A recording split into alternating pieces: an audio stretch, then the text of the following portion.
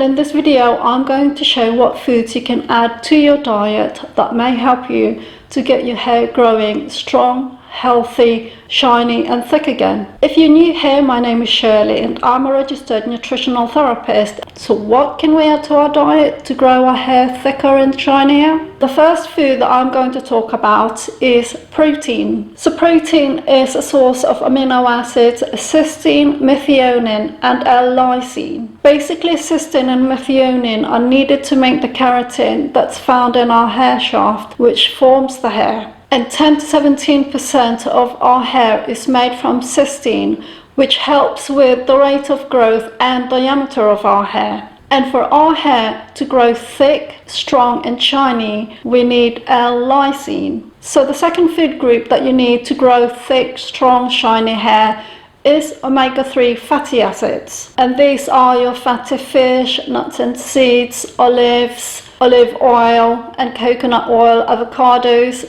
And healthy fats are needed in our diet because they provide the omega-3 fatty acids that nourish our skin cells as well as balance our hormones. And in the previous video, I talked about the importance of healthy skin for healthy, strong, shiny hair growth. And one of the reasons that we may be experiencing hair loss and menopause is because if we have unhealthy skin, that may be affecting the hair follicles and affecting the phases of our hair growth cycle. So the third food group to include in your diet to have healthy hair growth is carbohydrates. And I'm not talking cakes, pastries, pastas and similar foods. I'm talking more about green leafy vegetables as well as cruciferous vegetables, other fiber-rich foods, nuts and seeds and whole grain. And the reason for that is because if you keep choosing simple carbohydrates that release their sugar or glucose into your bloodstream,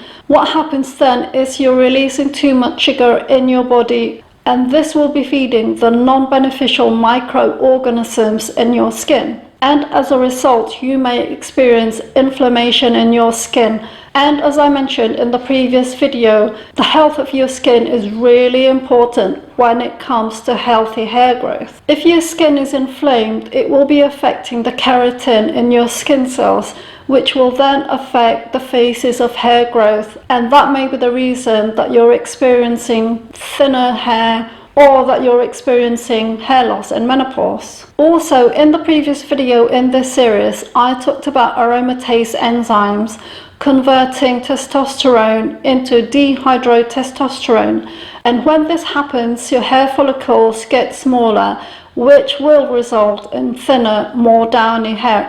And this may be the reason why your hair is becoming thinner. And the reason we have to make better choices when it comes to carbohydrates is because our body can only handle a small amount of sugar at a time. So when we eat a lot of carbohydrate foods, insulin is released to bring our blood sugar levels back to normal or to acceptable levels. And the more carbohydrate foods that we have in our diet, the more insulin is released. And unfortunately, insulin reduces the blood circulation in our scalp, which means less blood circulation to our scalp equals less nutrients for healthy hair growth. Are you getting value from the information that I've shared so far? If you are, I'd love you to hit the like button so YouTube can share this video with other women who may benefit from the information that I share. So the next types of food to add to your diet are foods rich in vitamin A.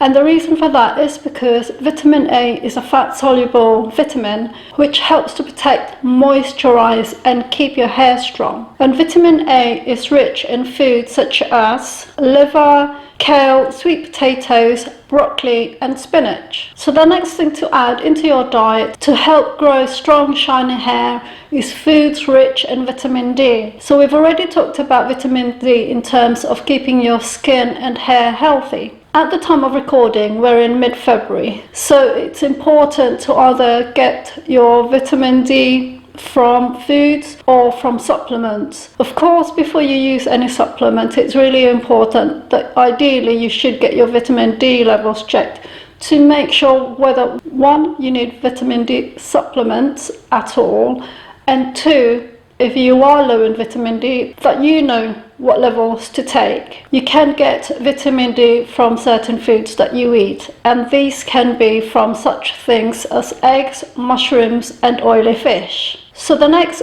groups of food to add in your diet to get strong, healthy hair growth is the B vitamins. And the first of those B vitamins is folate, namely because folate is needed to produce red blood cells and hemoglobin. And these components of the blood is needed to transport oxygen and nutrients into the cells to support skin health and to nourish hair growth. Not only that, but folate helps to build hair follicles, prevent hair graying and falling out, and regulates the sebum glands, which helps to keep your skin and your hair moisturized. The next B vitamin to add into your diet is something called pantothenic acid. So that a few times. Otherwise known as vitamin B5. This vitamin helps to prevent premature graying, and it may help to restore your hair color. It also helps with hair growth because of proper hair division within the hair follicles, as well as helping to moisturize the hair. Not only that, but it also has anti-inflammatory properties, as well as regulating the sebum glands, and these are the glands that keep your skin and hair moisturized. So foods rich in vitamin B5 are liver, mushrooms, oatmeal, lentils, chickpeas, broccoli, kale, and cauliflower. The next foods to add in your diet to support hair growth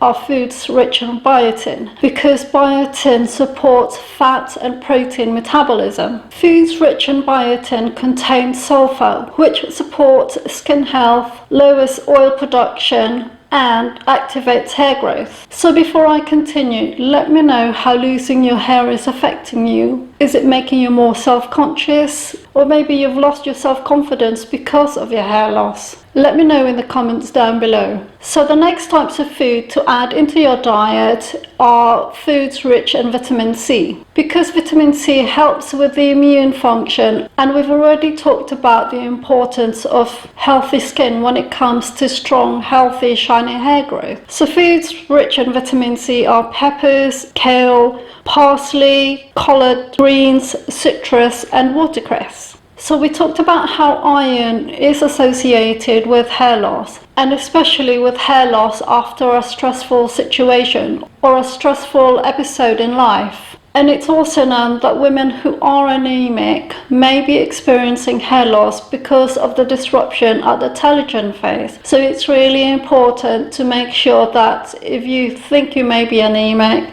it's worth getting your iron levels checked with your doctor to make sure that you are getting the right supplements or you're eating the right food to provide you with the iron that you need. So foods high in iron includes red meats, green leafy vegetables, and if you want to treat yourself, high cocoa content chocolate contains more iron that may help you to raise your iron levels. The next types of food to have in your diet are sources of zinc, namely because zinc helps to metabolize fats, proteins, and carbohydrates. And zinc is important for healthy hair growth, and it also keeps your hair strong. Food sources of zinc are fresh oysters, pumpkin seeds, ginger root, pecans, Brazil nuts, oats, almonds, and split peas. And last but not least, to add in your diet for strong, healthy hair are foods that are rich in polyphenols. These are basically your fruits and vegetables that are really rich, deep color. And these are basically what you can find in multicolored vegetables such as blackberries, green leafy vegetables, your greens, your reds, your citrus. Basically, they provide antioxidants to keep your skin healthy and to support your immune system. Polyphenols also work in the deeper parts of the skin to stimulate circulation and nourish your skin for healthy hair growth. Now, if you've got benefit from the information I've shared here, I'd love you to hit the like button so more women who may be struggling with hair growth or losing their hair can benefit from the information that I've shared here. And until next time, I'll see you then.